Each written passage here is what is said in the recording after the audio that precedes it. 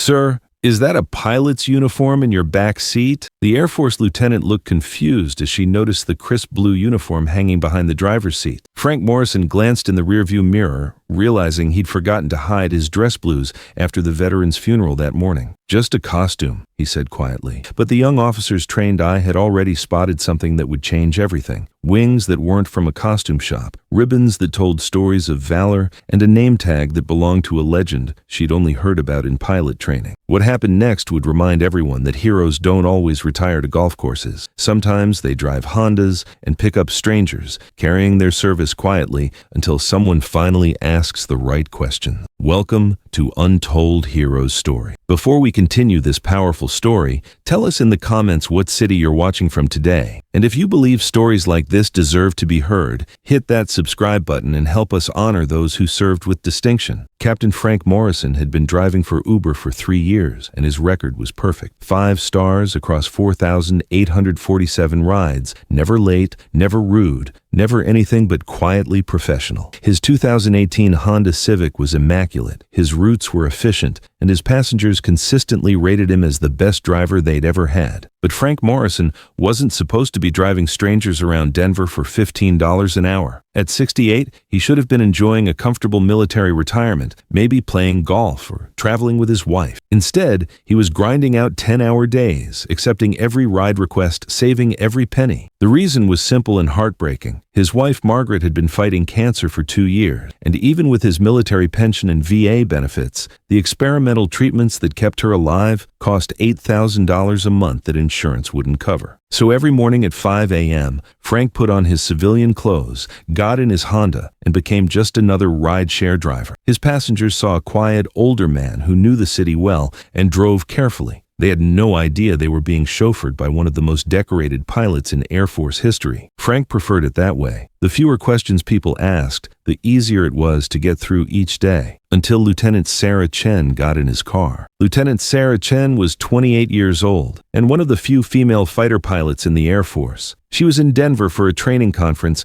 catching an Uber from her hotel to Peterson Air Force Base for a classified briefing on new combat aircraft. As she settled into the backseat of Frank's Honda, she was reviewing notes on her tablet and barely noticed the driver except to confirm her destination. Peterson Air Force Base, main gate, she said, then immediately returned to her work. Frank nodded and started driving. He knew the route to Peterson well. He'd driven it hundreds of times as an active-duty pilot, back when he had clearance to enter through the main gate instead of requesting rides to it. For the first 10 minutes of the drive, neither passenger nor driver said much. Sarah was focused on her briefing materials, and Frank was focused on the road. It was a typical Uber ride, polite, efficient, forgettable. But then Sarah's pen fell between the seats, and as she reached down to retrieve it, she noticed something hanging behind the driver's seat that made her stop breathing. It was an Air Force dress blue uniform, but not just any uniform. This one was covered in ribbons and decorations that Sarah had only seen in military museums. The pilot wings weren't the standard silver wings worn by current pilots. These were the older, more ornate wings that marked someone as a senior aviator from a different era, and the name tag read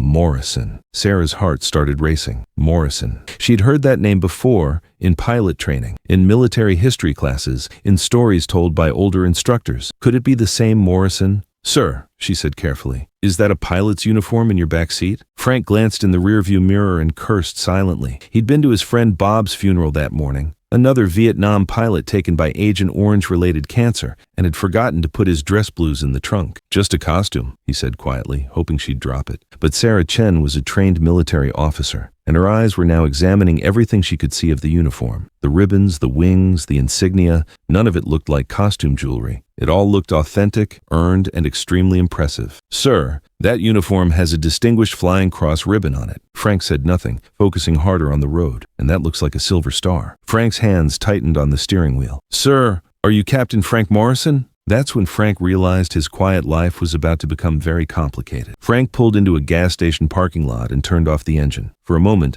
neither of them spoke. Then he turned around to face his passenger properly. "Lieutenant, what did they teach you about Captain Frank Morrison in flight school?" Sarah's eyes went wide. "You're really him." Frank nodded slowly. Sarah could barely contain her excitement. Sir, they taught us about your missions over North Vietnam, the rescue operations, the time you flew alone into enemy territory to extract a downed pilot. You're in our textbooks. Frank winced. They put that in textbooks? Sir, you're a legend. Every fighter pilot knows your story. The Hanoi rescue, the solo mission, the time you saved an entire squadron. Lieutenant, Frank interrupted gently. Those were a long time ago. I'm just an Uber driver now. Sarah stared at him. Sir, with all due respect, you're not just anything. You're Captain Frank Morrison. You have the Distinguished Flying Cross, the Silver Star, the Air Medal with 12 oak leaf clusters. You flew 127 combat missions over Vietnam. Frank was quiet for a moment. 128 missions, actually. But who's counting? Sir, what are you doing driving Uber? Frank turned back around and started the engine. Lieutenant, sometimes heroes need to pay bills just like everyone else. As they continued toward Peterson Air Force Base, Sarah's mind was racing. This man was her hero, someone she'd studied and admired since she decided to become a pilot, and he was driving strangers around for minimum wage. Sir, can I ask you something? Frank nodded. Why aren't you enjoying retirement? You've earned it more than anyone. Frank was quiet for so long that Sarah thought he wasn't going to answer. Finally,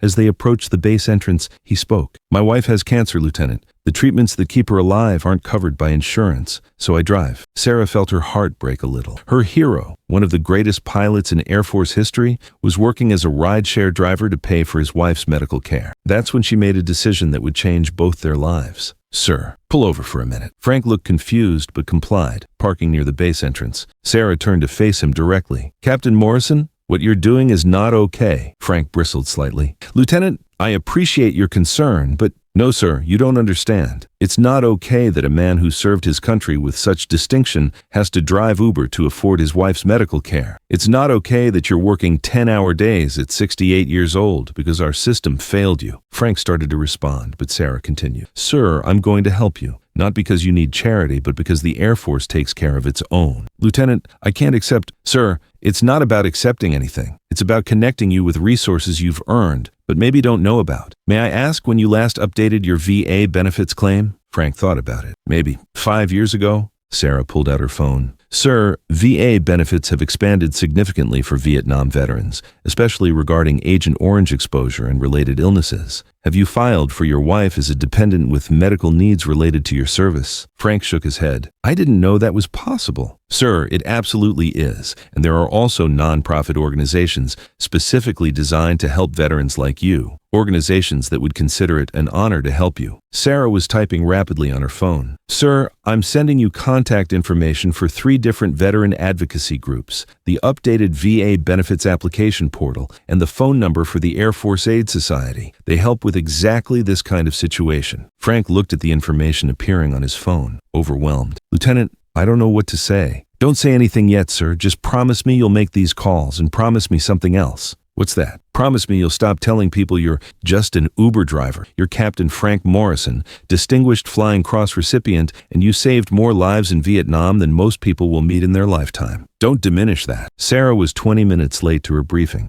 but she didn't care. She'd spent the extra time helping Frank understand the benefits he was entitled to and hadn't claimed. That evening, from her hotel room, she made calls of her own. First, she called her squadron commander back at her home base. Sir, I need to tell you about something that happened today. She explained the situation with Frank Morrison, his wife's medical bills, and his current circumstances. Her commander's response was immediate. Lieutenant Chen, get me his contact information. This is exactly why we have emergency assistance funds. Next, she called her father, a retired Air Force colonel who now worked with veteran advocacy groups. Dad, I need your help with something important. Within 2 hours, Sarah had connected Frank with a VA benefits counselor who specialized in Vietnam veteran claims. The Air Force Aid Society Emergency Assistance Program, a nonprofit that specifically helped with veteran medical expenses, a VFW post that offered both financial assistance and community support. But most importantly, she'd connected him with a network of people who understood exactly who he was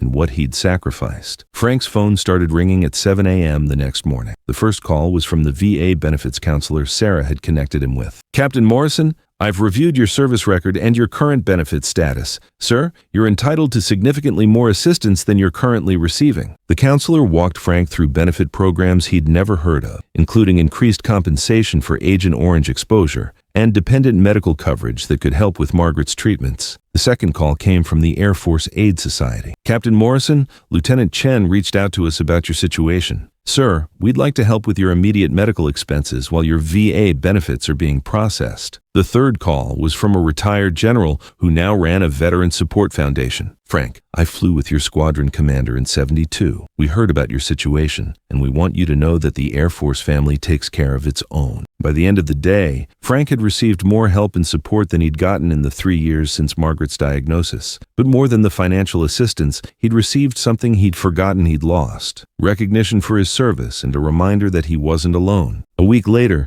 Sarah Chen was back in Denver for another training conference. This time, she specifically requested Frank as her Uber driver. When he picked her up, she immediately noticed something different. He was sitting straighter, his voice was stronger, and there was something in his eyes that hadn't been there before: hope. "Lieutenant, I wanted to thank you," Frank said as they drove toward the base. "Sir, you don't need to thank me, but I'm curious. How are things going?" Frank's smile was the first genuine smile Sarah had seen from him. "The VA approved our benefits increase. Margaret's treatments are now covered. The Air Force Aid Society helped us catch up on bills we'd fallen behind on. And," he paused, seeming almost embarrassed, and Peterson Air Force Base offered me a part-time position as a civilian flight instructor for young pilots. They said they wanted someone with real combat experience to help train the next generation." Sarah felt tears welling up in her eyes. "Sir, that's incredible. Lieutenant, I can't thank you enough. You gave me my life back." Sarah shook her head. "Sir, you never lost your life. You just needed someone to help you remember who you are." As they arrived at Peterson Air Force Base, Sarah noticed something else different. Frank didn't just drop her off at the gate like a typical Uber driver. He drove directly to the visitor's entrance where he was waved through by security guards who clearly knew him. "Sir, are you coming on base?" Frank smiled. "I start my new job today. I'm your flight instructor." An hour later, Sarah found herself in a briefing room with 12 other young pilots, waiting for their new instructor to arrive. The room was buzzing with conversation about combat tactics and advanced maneuvers. When Frank Morrison walked into the room wearing his flight suit with all his ribbons and decorations clearly visible, the room fell completely silent. "Good morning," Frank said, his voice carrying the authority of someone who'd faced enemy fire and lived to tell about it. "I'm Captain Morrison, and I'm here to teach you how to survive combat." One of the young pilots raised his hand. "Sir, are you the Captain Morrison? The one who flew the Hanoi rescue?" Frank nodded. "Among other things. But today we're not talking about the past. We're talking about keeping you alive in the future." For the next 2 hours, Frank shared knowledge that couldn't be found in any textbook. He taught them about flying in combat conditions, about making split-second decisions when lives were on the line, about the responsibility that comes with sitting in the cockpit of a fighter aircraft. But more than tactics and techniques, he taught them about service, about courage, and about the quiet heroism that comes from doing your job, regardless of recognition or reward. Sarah watched from the back of the room, amazed at the transformation. This was the same man who'd been quietly driving Uber a week earlier, but now he was in his element, sharing decades of experience with the next generation of pilots. After the briefing, Frank approached her. "Lieutenant, I have something for you." He handed her a small wooden box. Inside was a pair of pilot wings, not the standard wings, but the vintage ones from his dress uniform. "Sir, I can't accept these." "Lieutenant, those wings represent over 30 years of service and 128 combat missions, but more than that, they represent the idea that we take care of each other. You took care of me when I'd forgotten how to take care of myself." Sarah looked at the wings, then at Frank. "Sir, what do you want me to do with them?" Frank smiled. "I want you to remember that being a pilot isn't just about flying planes. It's about service, about sacrifice, and about lifting each other up when we're down. And someday, when you meet a young pilot who needs guidance, I want you to pass that lesson on." Word of Frank's story spread quickly through the Air Force community. Within a month, he'd received calls from pilots he'd served with decades earlier, many of whom had lost touch over the years. But more importantly, his story had inspired other veterans to seek help they'd been too proud to ask for. The VA benefits counselor who'd helped Frank reported a 300% increase in Vietnam veterans filing updated claims. The Air Force Aid Society saw a similar increase in applications from veterans who'd previously tried to handle financial hardships alone. Frank's part-time instructor position had turned into a full-time role training not just pilots, but also teaching a course on military leadership and decision-making under pressure. Margaret's health had stabilized with the new treatments she could now afford, And for the first time in years, they were talking about plans for the future instead of just trying to survive the present. But perhaps the most significant change was in Frank himself. He'd stopped hiding from his past and started embracing it. He wore his uniform with pride, spoke openly about his service, and had become a mentor to dozens of young military personnel. 6 months later, Sarah Chen was completing her advanced fighter pilot training when she received a call that would test everything Frank had taught her. She'd been selected for a deployment to a combat zone, and her squadron was being briefed by the most experienced combat pilot the Air Force could find, Captain Frank Morrison. "Ladies and gentlemen," Frank addressed the room of young pilots preparing for their first combat deployment. "You're about to face situations that will test everything you think you know about flying, about courage, and about yourself." He looked around the room at faces that reminded him of his own squadron mates from Vietnam. Young, eager, nervous, and completely unprepared for the reality of combat. "I'm not going to sugarcoat this for you. Some of you will come home changed. Some of you will come home with stories you'll never tell, and some of you might not come home at all." The room was completely silent. "But I can promise you this. If you remember your training, if you take care of each other, and if you never forget that your mission is bigger than yourself, you'll have the best chance of making it through." Frank walked over to a wall covered with photos of pilots from every era of Air Force history. Every person on this wall served with honor. Some became famous, some stayed unknown, but all of them did their duty when their country needed them. "In a few weeks, your photos might be up here too." He turned back to the young pilot. "The question isn't whether you'll be brave. The question is what you'll do with that bravery. Will you use it to get home safely? Will you use it to protect your wingmen? Will you use it to complete missions that save lives?" Sarah raised her hand. "Sir, what's the most important thing you learned in combat?" Frank thought for a moment. "That heroes aren't the people who don't feel fear. Heroes are the people who feel fear and do their job anyway. And that sometimes the most heroic thing you can do is ask for help when you need it." A year later, Frank Morrison published a book, Silent Wings: Lessons from a Combat Pilot. It wasn't a memoir filled with war stories. Instead, it was a guide for young military personnel about service, sacrifice, and the importance of community support. All proceeds from the book went to a foundation Frank and Margaret established to help military families with medical expenses not covered by traditional benefits. The foundation, called Wings of Support, had helped over 200 military families in its first year. But more than financial assistance, it provided something Frank had almost lost himself: the knowledge that no veteran has to face their battles alone. Sarah Chen, now a combat veteran herself after a successful deployment, had become one of Frank's closest collaborators. She'd used her social media presence to raise awareness about veteran issues and had helped connect dozens of struggling veterans with resources they needed. "Captain Morrison," she said during one of their regular coffee meetings, "do you ever think about that first Uber ride?" Frank smiled. "Every day, Lieutenant. And I think about how close I came to spending the rest of my life invisible, driving strangers around, too proud to ask for help. What changed your mind?" "You did. You saw through the uniform hanging in my back seat and recognized something I'd forgotten about myself. You reminded me that I wasn't just an Uber driver. I was a pilot, a veteran, and part of a community that takes care of its own." Sarah nodded. "And now you're teaching that lesson to every young pilot who walks through your classroom." "That's the idea. I want them to know that service doesn't end when you take off the uniform, and I want them to know that asking for help isn't weakness, it's wisdom." 2 years after their first meeting, Frank received a call that brought his story full circle. It was from a young Uber driver named Marcus, a recently discharged Army veteran who was struggling to make ends meet while caring for his disabled mother. "Sir, I heard about your story from another driver. He said you might be able to help me figure out some benefits stuff." Frank smiled. He'd given his contact information to every veteran Uber driver in Denver, telling them to call if they needed help navigating the system. "Marcus, what's your situation?" As Marcus explained his circumstances, medical bills, inadequate benefits,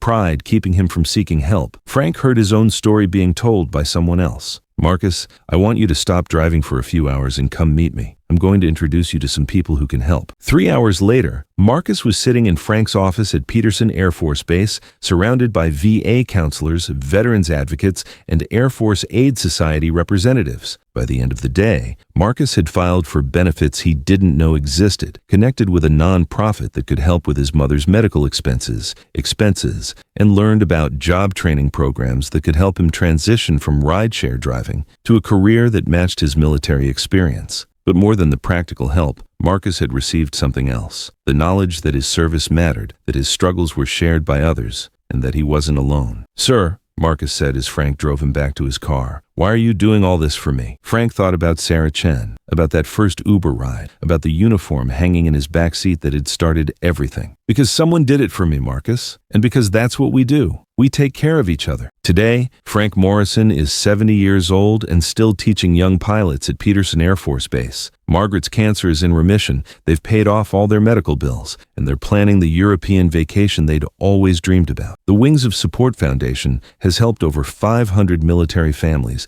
and has become a model for veteran assistance programs across the country. Sarah Chen is now a major and a flight instructor herself, passing on Frank's lessons about service and community to the next generation of pilots. And Marcus has completed a training program in aircraft maintenance and now works alongside Frank at Peterson Air Force Base, helping to train mechanics who keep military aircraft flying safely. Frank's story reminds us that heroes are all around us, often hidden in plain sight. They drive our cars, serve our food, and clean our offices. They carry their service quietly, not because they are ashamed of it, but because true heroism doesn't need to be announced. But sometimes, all it takes is one person willing to look closer, to ask the right questions, and to see past the surface to recognize the warrior underneath. The next time you get in an Uber, taxi, or rideshare, remember Frank Morrison. The person behind the wheel might have once controlled fighter jets, diffused bombs, or saved lives in ways you'll never know. Look at them not as a service provider, but as a person with a story. Show respect not just for what they're doing, but for what they might have done when their country needed them most. Have you ever discovered that someone serving you had served their country? Have you ever found unexpected heroism in an ordinary encounter? Share your stories in the comments below. And if this story moved you, subscribe to Untold Heroes Stories for more narratives about the extraordinary people living ordinary lives, the veterans who continue to serve in new ways, and the importance of community in supporting those who've supported us all. Because the most powerful stories don't demand attention. They wait patiently in the driver's seat, ready to teach us about service, sacrifice, and the quiet dignity of those who've given everything for others. Until next time, remember that heroism doesn't end with retirement. It just finds new ways to serve.